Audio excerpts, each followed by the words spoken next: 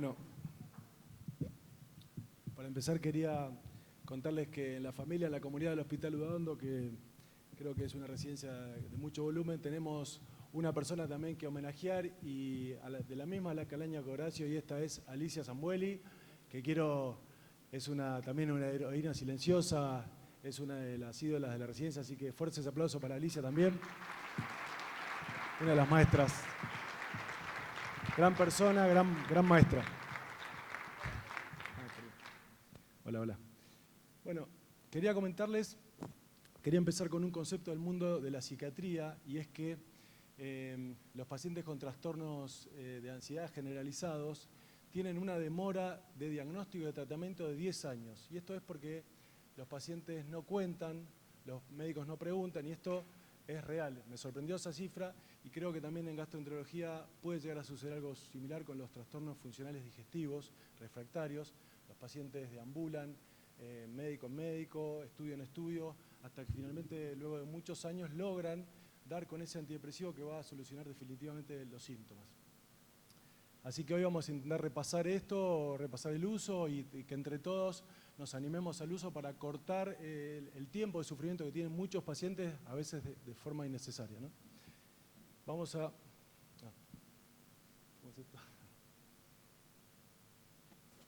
empezar con 3 casos clínicos para que vayan pensando y después los vamos a resolver juntos al final de la charla. Este es un paciente en el hospital de Cipolletti, claro que no tenemos manometría, tenía síntomas bastante esofágicos, pero también tenía síntomas gástricos, acidez, dolor precordial, se descartó enfermedad coronaria, enfermedad orgánica, no mejora con tratamiento médico convencional y al interrogatorio no estaba ni ansioso ni deprimido.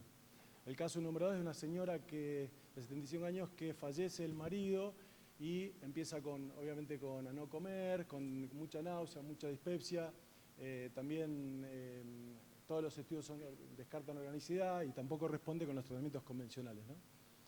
Y el último caso es una paciente joven que tiene un dolor abdominal fijo de 1 año de evolución en flanco derecho, que no tiene relación ni a la evocación ni con la alimentación, y se descarta también enfermedad orgánica y tampoco responde con el tratamiento convencional. Esta paciente sí refería al interrogatorio un síndrome ansioso y tenía terror a ser derivada a un psiquiatra por miedo a que la empastillen, que es algo que le pasa mucho a los pacientes, ¿no? Así que los objetivos de esta charla van a ser, primero, presentar la nueva clasificación de fármacos para tratamiento de trastornos funcionales digestivos. Después, que reflexionemos juntos cuál es nuestra situación en el consultorio en el momento de indicar un antidepresivo o un neuromodulador, como vamos a ver ahora, y que repasemos el uso y que nos animemos alentar a que nos animemos a prescribirlos en los casos necesarios, ¿no? Desde el año pasado, Douglas Drossman, en una reunión de trabajo con la Fundación Roma, decidieron renombrar los antidepresivos y todos los fármacos del trastorno funcional digestivo a un término que le quite el estigma de las enfermedades psiquiátricas que tienen los antidepresivos y que hacen asustar a la gente y a veces a los médicos. Así que, decidieron llamarlos neuromoduladores, un poco pensando en la función, en el efecto de la fisiopatología del eje cerebro-intestinal, que es un poco en el que está focalizando toda esta investigación. Y decidieron dividir la clasificación en los periféricos, que son los que usamos para el manejo inicial, como por ejemplo antiespasmódicos, linaclotida, loperamida, preugalopride, la pregabalina, y los centrales, que van a ser el objetivo de esta charla para los casos refractarios, que son todos los antidepresivos. Y hoy vamos a hablar de todos, menos de la duloxetina. Es un antidepresivo que se usa bastante para comorbilidad con la fibromialgia, pero lo vamos a evitar porque se va a hacer muy extensa la charla. Levante la mano quienes son los que se sienten seguros en este auditorio con el manejo de antidepresivos. ¿Seguros? Bien, son pocos.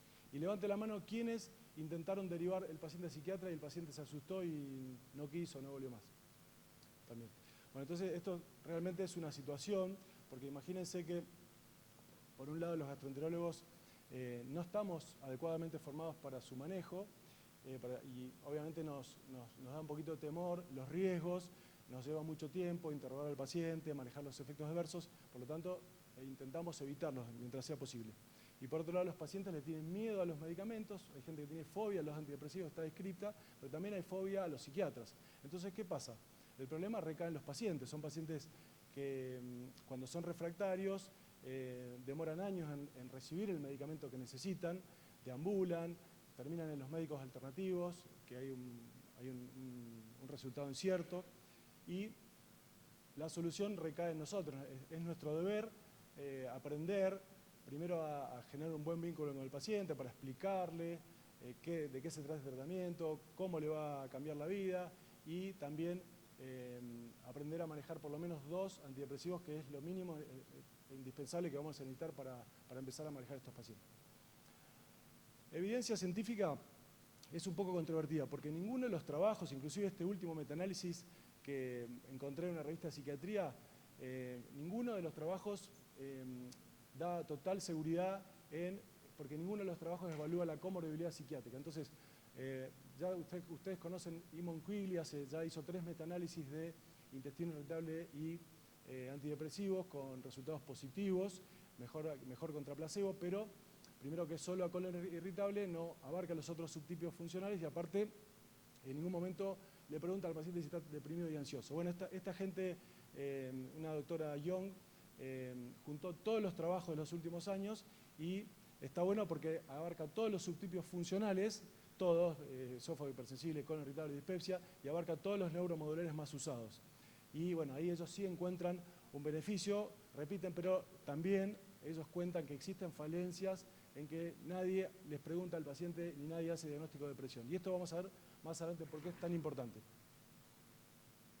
Bueno, mecanismo de acción, vamos a pasarlo rápido. Ustedes saben que todos los antidepresivos aumentan la concentración de serotonina y noradrenalina libre en la neurona, y esto hace que múltiples efectos beneficiosos, analgesia, reducción de hipersensibilidad, disminución de la ansiedad, depresión y mejoría de calidad de vida, y algunos síntomas específicos dirigidos a cada fármaco. Ahora, ¿cuáles son las indicaciones? ¿Cuándo vamos a usar un antidepresivo? En general, debemos usarlo en todo paciente, en cualquiera de los 33 trastornos funcionales de la clasificación de Roma, que consideremos refractarios. Y no hay ninguna definición clara, pero se asume que un paciente refractario es aquel que no nos está respondiendo con ninguno de los medicamentos periféricos, que le hicimos la dieta FODMAP, no responde, nos fuimos un poquito más allá, hicimos la dieta sin gluten, tampoco responde, y el paciente sigue mal. Bueno, eso sería un paciente refractario. Ahí es donde tenemos que empezar a pensar en estos fármacos. Y esto es uno de los mensajes más importantes para llevarse a casa, es que no hace falta que el paciente tenga depresión. Y esto ha cambiado en las últimas décadas. Se pensaba que necesitamos que el paciente esté deprimido. Hoy la realidad es que el paciente refractario no necesita estar triste ni ansioso para mejorarse y para recibir el antidepresivo. Es un mensaje muy importante. El primer paso que tenemos que hacer, que pocos gastroenterólogos hacemos, es evaluar la timia. Preguntarle al paciente si está ansioso o deprimido, a través de un cuestionario, que vamos a ver muy corto, que lleva menos de 1 minuto, y también les recuerdo que la prevalencia de ansiedad y depresión es de 40%. Significa que los pacientes, ¿qué pasa? ¿Por qué es importante? Punto número 1, un paciente que va a confiar en nosotros la responsabilidad, vamos a querer entablar una buena relación médico-paciente. Si el paciente está ansioso, deprimido, y nosotros no lo sabemos, se va a ir de la consulta desatendido y no va a confiar en nosotros y no lo vamos a curar. Entonces, primero, para fortalecer la relación vínculo-paciente, una persona tiene que sentir que lo escuchamos y tiene que sentir que estamos preocupados por él. Por otro lado, nos va a servir, como vamos a ver más adelante, en la elección del fármaco y en el tiempo de tratamiento. Y también nos ayuda, en caso de que detectemos una depresión o una ansiedad generalizada, en ofrecerles un tratamiento con un psiquiatra. Siempre hablar de tratamiento conjunto, nunca abandonar al paciente, ¿no? ¿Y qué pasa? Otro tema, por nuestra seguridad y la del paciente, si detectamos que el paciente está deprimido, es importante que, especialmente si son pacientes jóvenes, menos de 25 años, ustedes saben que los inhibidores, cualquier antidepresivo en realidad puede potenciar las ideas suicidas y llevar al suicidio. Es el riesgo bajo, pero tenemos que saberlo y tenemos que indagar a los pacientes jóvenes, más si vamos a usarlo para el colon irritable con antidepresivos, sí, por lo menos hacerle una pregunta que usan los médicos de atención primaria, que es si alguna vez intentó hacerse daño. Eso me parece bastante peor. Y lo mismo en la manía. Ustedes saben que los antidepresivos es bajo, pero algunos pacientes, especialmente los que tienen antecedentes de enfermedades psiquiátricas en la familia, pueden tener una enfermedad bipolar, estar en la fase de depresión, y con el antidepresivo los llevaríamos a switchar a manía, como hablan los psiquiatras. Y esto se puede también con 2 preguntas. Por eso es importante saber si el paciente está deprimido. Le preguntamos si alguna vez estuvo varios días sin dormir porque no tenía ganas de descansar, y si tal vez un día se sintió eufórico, grandioso, y hacía compras innecesarias. Bueno, dos cuestionarios. Uno es el de la timia, el de la depresión, que hoy es una obligación en atención primaria de la salud. Hoy todo clínico que hace examen periódico de salud debe interrogar, es parte obligatoria, interrogar a cualquier paciente si está deprimido o no. Y el cuestionario de 2 preguntas, desde el año 2016 ya está validado, es preguntar si en los últimos meses, la mayoría de los días, ha visto afectado su funcionamiento por estar triste o estar con el ánimo decaído o por haber perdido interés y placer en las actividades. Eso ya nos da un panorama y nos puede hablar si estamos frente a un síndrome ansioso. Lo mismo para la ansiedad. El cuestionario GAT, desde hace mucho tiempo lo usan los médicos de atención primaria. Lo mismo, pero preguntarle si en los últimos meses, afectando su funcionamiento, el paciente se ha sentido nervioso, con preocupaciones excesivas, preocupaciones incontrolables, irritable, dificultad para dormir y con una sensación de miedo como que algo le va a pasar. Esto parece difícil, pero cuando uno se entrena en menos de un minuto lo puede hacer y realmente cambia la relación con el paciente. Esta diapo es cortita, en realidad quiero mostrarles que cuando vamos a elegir un antidepresivo, un inhibidor de recaptación de serotonina, basado también en lo que hacen los psiquiatras y los médicos de atención primaria de salud, siempre tenemos que elegir la sertralina y el escitalopram, antes que ningún otro, porque tienen mejor perfil de efectos adversos y muy buena eficacia. Entonces, el momento que ya tenemos un paciente refractario, que decidimos utilizar un antidepresivo, ¿cómo hacemos para elegirlo? Primero, y acá es por qué necesitamos evaluar la timia del paciente. Si el paciente está ansioso o está deprimido, tenemos que siempre intentar usar un inhibidor de recaptación de serotonina. Eso, por más que el paciente tenga cualquier síntoma, si el paciente está deprimido o ansioso, primera elección, salvo que el paciente tenga una depresión, como tenía el caso clínico, con hiporexia, náusea, dificultad para comer, pérdida de peso, en el cual la mirtazapina es una droga que está apareciendo mucho en los trabajos científicos y tiene muy buen resultado y muy rápido, como vamos a ver más adelante. En el caso que el paciente no tenga ansiedad ni depresión patológica, ahí vamos a optar. Si el paciente tiene más predominio de dolor, amitriptilina. O si el paciente tiene predominio de trastorno funcional digestivo alto, todo lo que sea esófago, estómago, siempre amitriptilina. Y si el paciente tiene más síntomas de abajo, colon, distensión, colon irritable, vamos a buscar los inhibidores de recaptación de serotonina. Otro tema muy importante, ¿cómo le decimos al paciente? ¿Cómo le comunicamos? Hay muchas maneras. Esta nueva clasificación de Douglas Grossman nos permite hablar de neuromoduladores y esto es importante que nos llevemos este concepto porque hoy podemos hablarle al paciente que le vamos a dar un medicamento neuromodulador que le va a modular las vísceras, el eje de la interacción cerebro-intestinal, le va a generar un efecto analgésico, podemos emular la aspirina que se usa para prevención del infarto y para analgesia, con medicamentos que se pueden usar para 2 cosas, y explicarle muy bien que no son adictivos, esto la gente tiene mucho miedo y no son adictivos, eso es muy importante que lo digamos, que los tratamientos pueden ser breves, un poco más breves si el paciente no está deprimido, y que los efectos adversos son reversibles.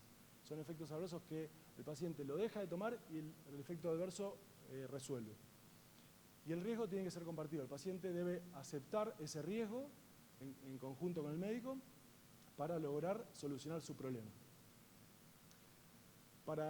El modo de uso es, en general, la sertralina y escitalopram, la dosis mínima, 50 y 10, hay que empezar. Esto es muy también basado en la evidencia de expertos y en atención primaria, ¿no? Pero en general se puede usar 1/4 de comprimido siempre después de desayuno. Recuerden que los inhibidores de recaptación de serotonina pueden generar efectos adversos gástricos, así que hay que dar dosis muy bajita, siempre con el estómago lleno después del desayuno, ir aumentando 1/4 cada 4 días hasta llegar a la dosis plena. Otra cosa muy importante es siempre intentar agregar una benzodiazepina. A los pacientes les tienen miedo cuando uno habla de clonazepam, el parazolam, pero está bueno decirles que le vamos a dar un sedante digestivo, no puedo hablar de marcas, pero saben que hay algunos sedantes digestivos que no dicen la palabra de benzodiazepina y con eso el paciente va a evitar el efecto rebote ansioso que muchos de estos psicofármacos pueden generar en los primeros días. El tiempo de comienzo en los IRS es de 15 días, ya a los 15 días el paciente se siente mejor, empieza con mejoría anímica e inclusive digestiva y puede usarse 6 meses o 12 meses según el estado de ansiedad, depresión, y aquí es otra de las causas o de los motivos por qué es tan importante que evaluemos la timia en cada uno de los pacientes. La amitriptilina es el psicofármaco más antiguo, tiene la ventaja que es muy económico, pero bueno, ya vamos a ver los efectos adversos, es un poquito más difícil en ese aspecto. Empezamos con un cuarto, y esto es muy importante, es otro de los mensajes para llevarse a casa, que también lo hemos aprendido aquí en gastroenterología, pero que es un cuarto antes de la cena, siempre darlo antes de la cena porque eso evita el efecto sedativo de la mañana. Eso es otra de las cosas muy importantes, y empezar con un cuartito de 10, hay en Argentina una amitriptilina de 10 miligramos, no usen la de 25 porque los efectos adversos obviamente se triplican, y después van aumentando hasta llegar a 10 miligramos, van de un cuarto cada 4 días, y obviamente el paciente, una vez que llega a 10 miligramos y si no tiene ningún problema, ahí empezamos a aumentar a 5 miligramos por día y nos vamos frenando según reacciones adversas o beneficio terapéutico.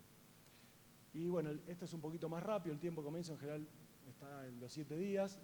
Recuerden que tiene fenómenos antimuscarínicos, antinoradrenalínicos, que son analgésicos. Entonces, es un muy buen fármaco analgésico junto a la duloxetina, que hoy no vamos a hablar.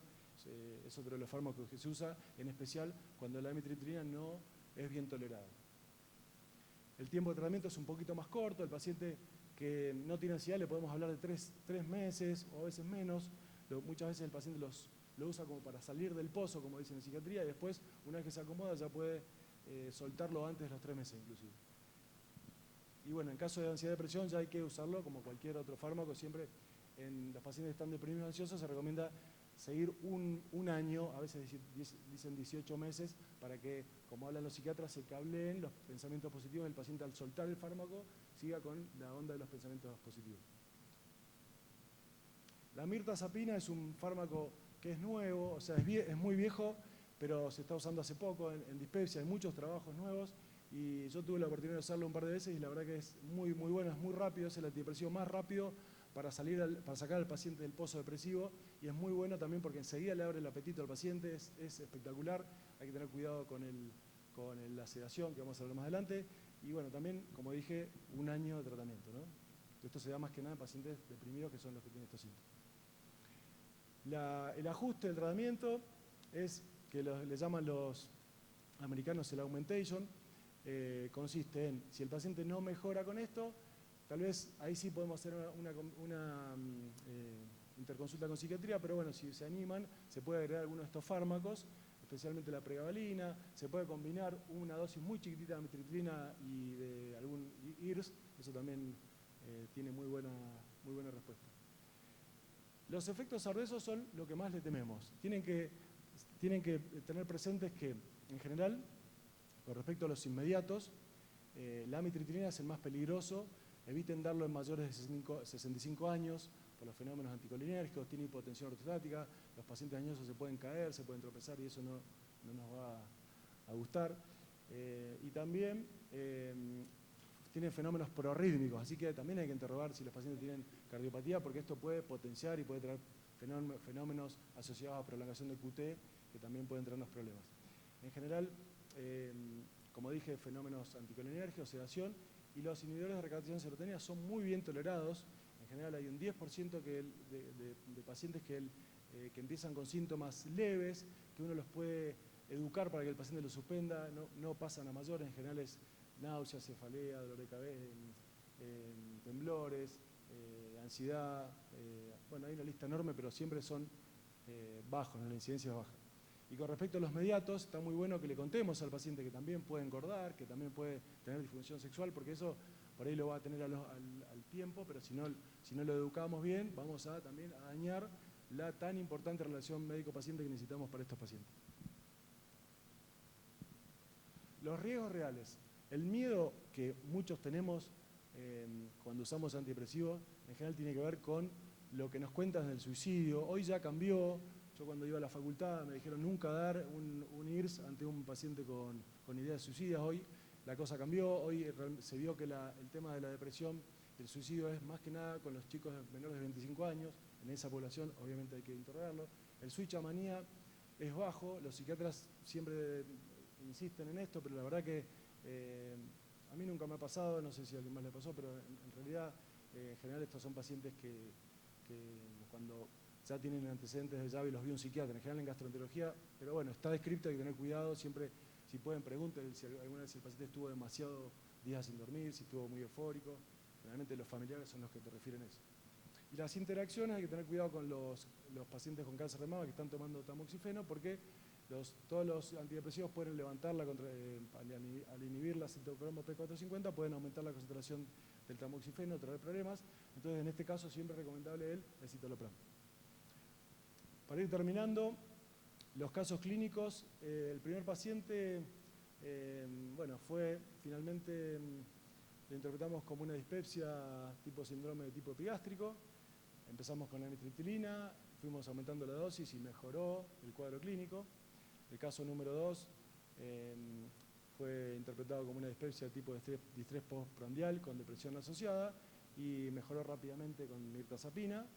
Y el caso 3 era un dolor abdominal crónico funcional asociado a ansiedad posparto y bueno, respondió con el citalopram.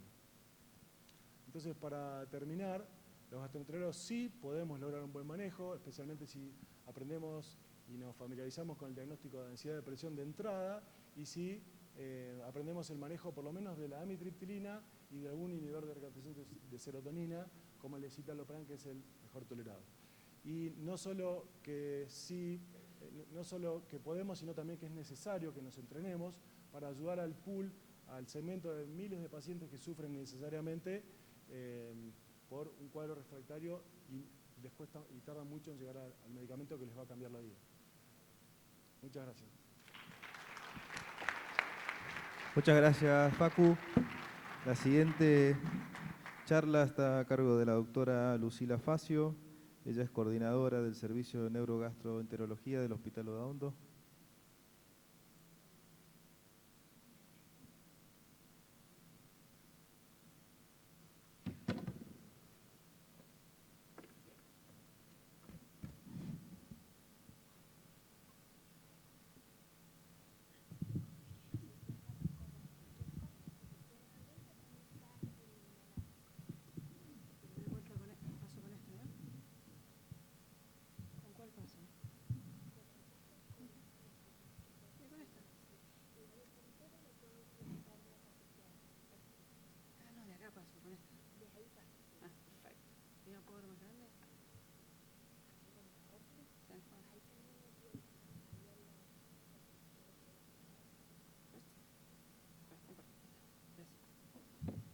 Bueno, buenas tardes. Muchas gracias por la invitación a toda la comisión directiva.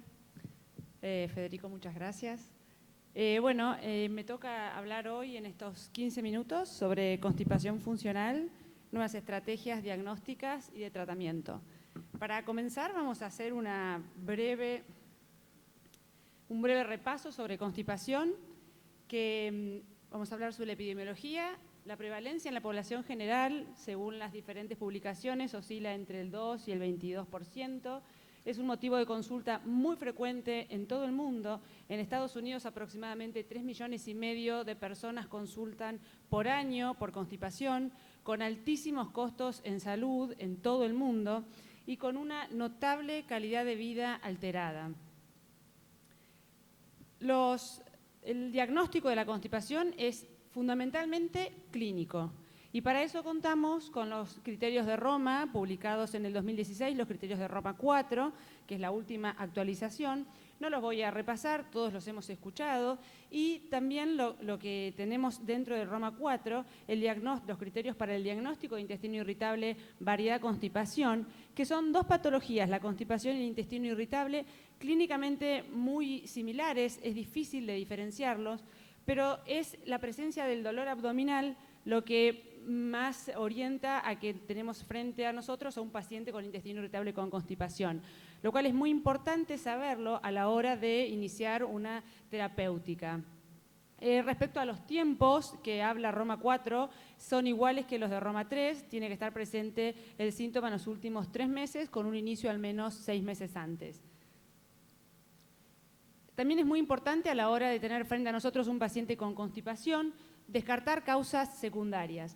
Dentro de las causas más frecuentes tenemos enfermedades extraintestinales, como las enfermedades metabólicas y endócrinas, como la diabetes mellitus, el hipotiroidismo, sumamente frecuentes en nuestras poblaciones, enfermedad de Parkinson dentro de las enfermedades neurológicas centrales, enfermedades psiquiátricas, esclerosis múltiple, enfermedades neurológicas periféricas, donde tenemos, por ejemplo, la enfermedad de Chagas, también muy frecuente en nuestro país, y también fármacos, principalmente el uso de opiáceos, cuyo uso está creciendo enormemente y preocupante en Estados Unidos, y que Roma 4 incluso desarrolla una subcategoría dentro de lo que es constipación para el tratamiento de constipación inducida por opioides.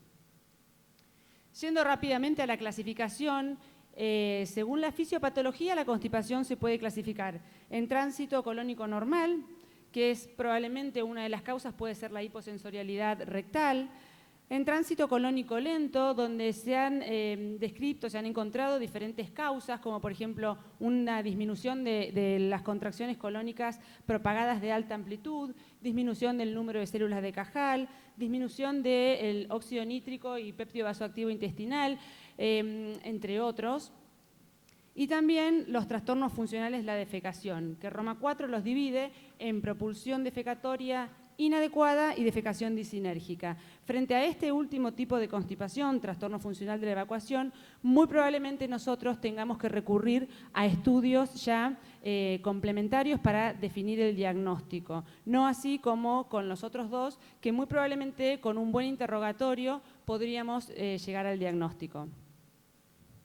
Como les dije, Roma 4 es de elección, o sea, para los criterios, son los criterios diagnósticos para constipación, porque el diagnóstico es netamente clínico. Contamos también con la escala de Bristol, que es algo realmente muy útil para el diagnóstico, es algo que se debería y se tiene que utilizar en la práctica diaria porque es para el paciente y para el médico es muy fácil y muy simple de poder expresarlo al paciente. A veces es difícil que diga cómo es la materia fecal. Y la escala de Bristol tiene una excelente correlación con el tiempo de tránsito. Si nosotros tenemos Bristol del 1 al 3, vamos a suponer que ese paciente tiene una constipación muy probablemente por tránsito lento. Tenemos después, en todo diagnóstico de constipación, también tenemos que hacer un examen abdominal y también un examen de la región anorrectal que debe incluir el tacto rectal. El tacto rectal debe ser un tacto dinámico donde nosotros debemos evaluar el tono del esfínter anal y también hablo dinámico porque tenemos que evaluar la respuesta del conducto anal frente a dos maniobras. Se le pide al paciente que haga una contracción sostenida y que haga pujo. Entonces, por ahí nosotros quizás estamos en algún lugar de la Argentina donde no contamos con estudios complementarios para evaluar o para constatar la defecación disinérgica y simplemente con un tacto rectal podemos tener una idea bastante cercana de si el paciente tiene algún trastorno funcional de la defecación. Contamos, por supuesto, con estudios complementarios que los podríamos dividir en anatómicos y funcionales. Anatómicos, la videocolonoscopía, el colon por enema, la tomografía.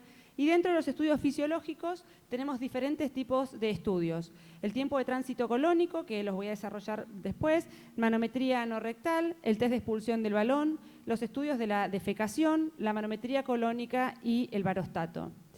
Respecto al tiempo de tránsito colónico, que es uno de los estudios funcionales, tenemos diferentes formas de realizarlo. El clásico y conocido por todos y ya antiguo, pero no por antiguo, no útil porque sigue siendo de mucha utilidad, la cápsula inalámbrica, que ahora también la voy a comentar, y el tránsito con radioisótopos por gammagrafía, que solo se utiliza en muy pocos centros en el mundo y para fines netamente de investigación. Como les dije, el tiempo de tránsito con marcadores radiopacos todos lo conocen, Es un estudio realmente muy noble que nos da una información muy buena sobre el tipo de tránsito del paciente. Se da la cápsula con los marcadores radiopacos, está disponible, lo podemos utilizar en cualquier lugar de nuestro país. Y clásicamente hay dos o tres formas de realizarlo. La más clásica y la que habitualmente se realiza es al día 1 de ingerir la cápsula se realiza una placa, al día 3 y al día 5, y en base al número de marcadores que hayan quedado retenidos y en el lugar, uno puede tener un diagnóstico de qué tipo de tránsito tiene. La cápsula de motilidad inalámbrica es un sistema mucho más moderno, está disponible en nuestro país desde el 2016. Este sistema mide pH, presión y temperatura a lo largo de todo el tubo digestivo, evalúa todo el tiempo de tránsito de todo el tubo digestivo y también segmentario. Acá tengo un gráfico, como pueden ver, la línea azul, que es la que está arriba, marca la temperatura, que esto nos indica cuando la cápsula entra al cuerpo, o sea, cuando el paciente la traga, y la temperatura cae cuando el paciente la elimina. La línea verde, que es el pH, esto nos sirve para ver a qué nivel del tubo digestivo se encuentra la cápsula. Tenemos, por ejemplo, en la primera parte, creo que este es el marcador, acá vemos cómo el pH está muy bajo, esto es la parte gástrica. Entonces, mientras la cápsula se encuentra en el estómago, el pH es muy bajo. Luego tiene un gran ascenso cuando entra a intestino delgado. Y luego tiene un nuevo descenso cuando entra en colon. Y estas líneas rojas nos marcan la presión para poder evaluar el patrón de motilidad a lo largo de todo el tubo digestivo. ¿Cuál es la ventaja fundamental? Bueno, que nos permite la evaluación del el tiempo de tránsito, no solo del colon, sino también del tubo digestivo superior, como por ejemplo el estómago. Y esto es fundamental por ahí cuando uno quiere evaluar el tránsito de todo el tubo digestivo en pacientes que puede estar afectado como pacientes con enfermedades del colágeno, esclerosis sistémica. Este es un gráfico sobre los tiempos normales. Cuando uno tiene la cápsula permanece más de 4 horas en estómago, habla de un retardo de vaciamiento gástrico. Después tenemos el tiempo colónico. Lo normal es que sea menor a 59 horas. Cuando es mayor o igual a 59 horas, el tiempo que la cápsula permanece en el colon habla de un tránsito colónico lento.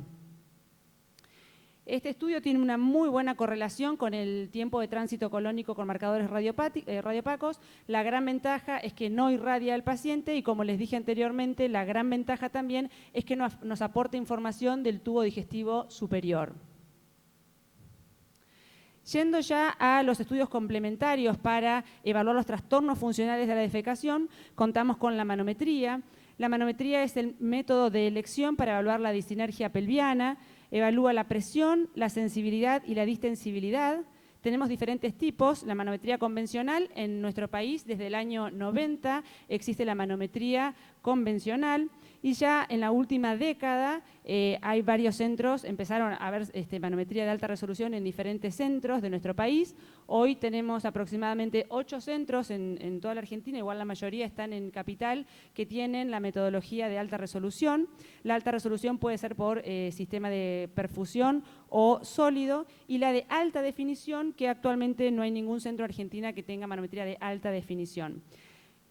Cabe aclarar que para el diagnóstico de disinergia es fundamental tener la manometría anorrectal, que nos da positiva para disinergia, pero este diagnóstico tiene que estar apoyado por uno de dos estudios más que hablen de una alteración disinérgica, que puede ser el test de expulsión del balón, el estudio de la defecación, alguno de los estudios de defecación, o el tránsito colónico, que queden los marcadores retenidos en el recto.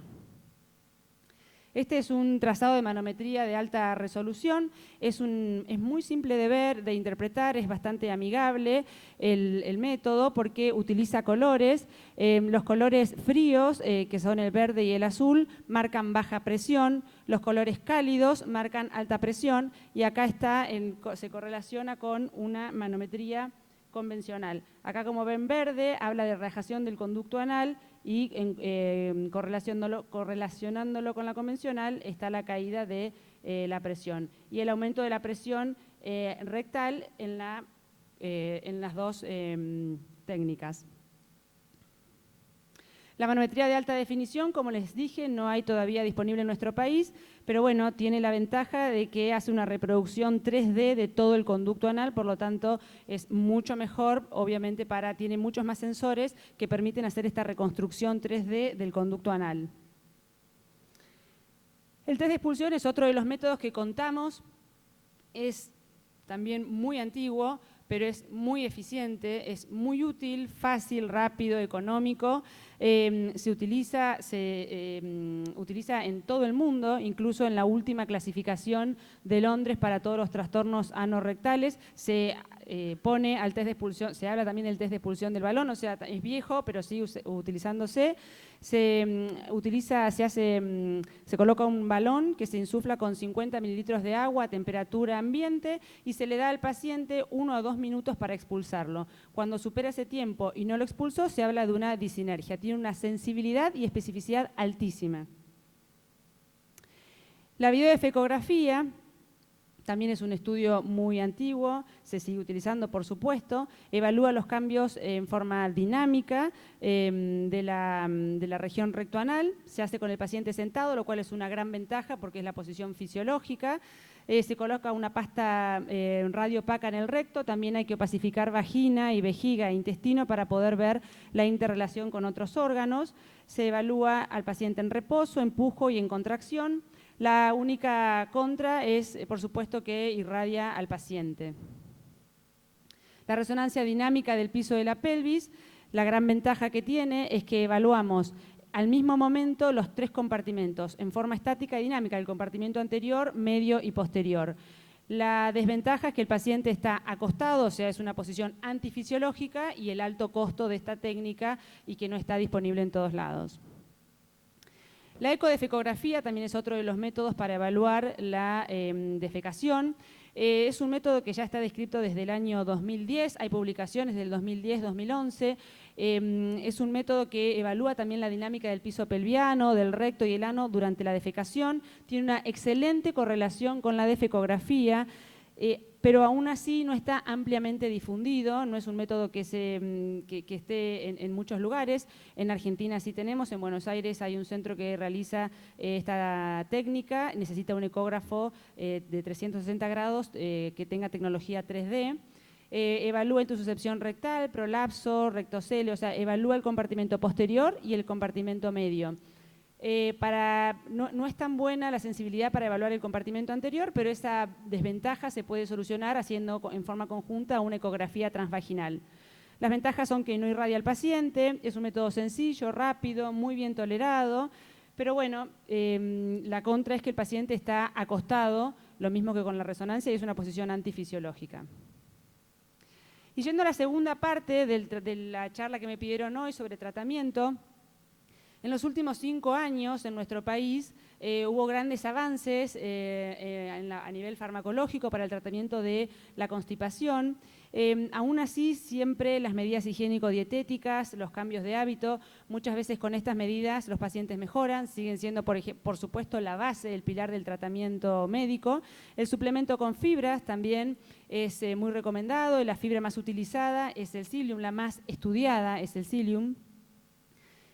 Tenemos los laxantes osmóticos, también conocidos por todos, utilizados durante muchos años, porque tampoco teníamos otras drogas durante más de 10 años, desde que el Tegaserot se sacaron del mercado en el 2007. La verdad es que hasta que llegaron las nuevas drogas, fueron casi 10 años con lo que contábamos nada más que con el polietilenglicol y con algún prokinético, que eran más que nada de acción superior. Pero bueno, todos conocemos el polietilenglicol, la lactulosa y las sales de magnesio, que actúan principalmente, obviamente, por efecto osmótico, reteniendo agua en la luz intestinal. La leche de magnesia actualmente no se consigue en Argentina. Los laxantes estimulantes, que lamentablemente muchos de nosotros recibimos pacientes que por muchos años consumen este tipo de laxantes sin ningún tipo de control, son los más accesibles porque son de venta libre. Pero bueno, este tipo de laxante se recomienda para el uso nada más de constipación aguda en casos muy puntuales, o también se puede utilizar dentro de un tratamiento crónico cuando hay alguna reagudización. También tenemos las antraquinonas, que no hay ningún tipo de evidencia para su recomendación, pero es algo que también acceden fácilmente los pacientes y es muy común también que vengan tomando este tipo de laxantes. Los proquinéticos, que desde el año fines del 2016 contamos en nuestro país con el prucalopride, que es el único realmente que tiene evidencia para el tratamiento de la constipación. Es un agonista selectivo de los receptores 5-HT4, mejora el número y la consistencia de las evacuaciones, así como la calidad de vida, y múltiples estudios han demostrado sus beneficios con respecto al placebo. El efecto adverso principal es la cefalea. A mediados de 2017 llegaron a nuestro país los secretagogos. El que llegó es el linaclotide, es un agonista de los receptores de la guaninato ciclasa que aumenta la frecuencia de las evacuaciones, también mejora la consistencia de la materia fecal, mejora la frecuencia evacuatoria, mejora la calidad de vida y al tener un efecto antinociceptivo es de elección para el tratamiento del intestino irritable con constipación. También tenemos otros secretagogos como el lubiprostone y plecanatide. Ninguno de los dos está aún disponible en nuestro país.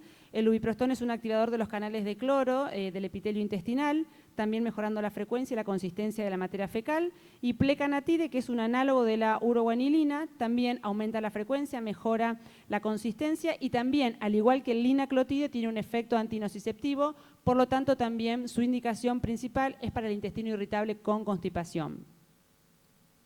Respecto a los probióticos y simbióticos, la cepa más estudiada es el Bifidobacterium lactis. Algunas cepas son específicas, algunas cepas puntuales se han demostrado que tienen una cierta mejoría para el uso de constipación funcional, aumentando la frecuencia de las evacuaciones, mejorando la consistencia de la materia fecal. De todas formas, por la baja evidencia no se recomienda y la heterogeneidad de los estudios no se recomienda su utilización de rutina para la constipación. Dentro de drogas más nuevas, el obixibat es un inhibidor del transportador de los ácidos biliares.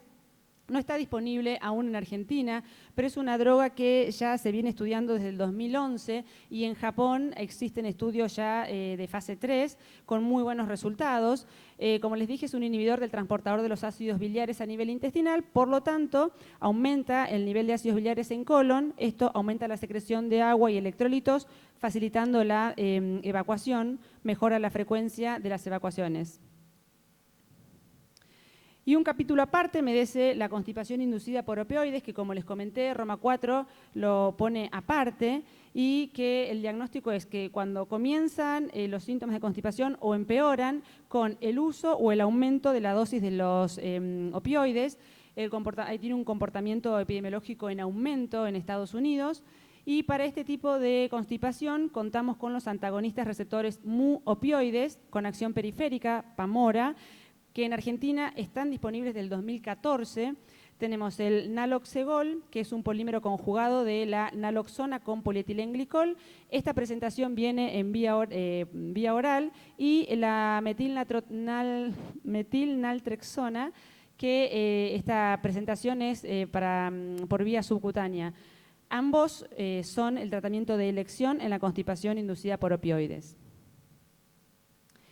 Para el tratamiento de los trastornos funcionales de la defecación, el biofeedback es el tratamiento de elección. Es la terapia de retrobioalimentación y el objetivo es corregir la incoordinación abdominopélvica y también trabajar y mejorar la sensorialidad rectal. Respecto al tratamiento quirúrgico, queda reservado para poquísimos casos. Actualmente la verdad es que son muy pocos los pacientes que uno los manda. Yo, en mis pocos años de experiencia como gastroenteróloga, jamás mandé un paciente a que le saquen el colon. La verdad es que solo para casos muy refractarios a todo tipo de tratamiento médico. Siempre previo a esto hay que asegurarse que no tenga disinergia del piso pelviano o que no haya ningún trastorno motor de cualquier otra parte del tubo digestivo.